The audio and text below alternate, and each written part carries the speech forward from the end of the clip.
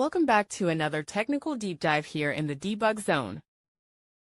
Today we're tackling a big question and breaking it down with insights from other users. Hopefully this clears up some misconceptions and helps you get the answer you need. So buckle up, stay a little curious, and let's jump right in.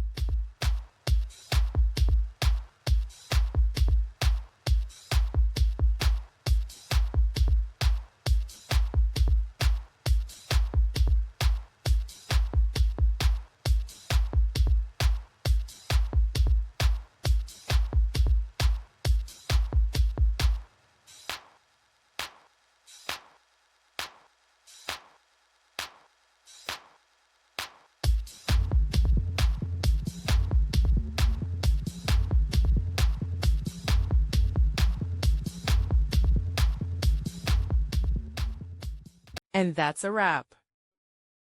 I hope you found the answer you were looking for. If you did, take a second to hit that subscribe button. It really helps out. And let me know in the comments which solution worked best for you. See you next time in the debug zone.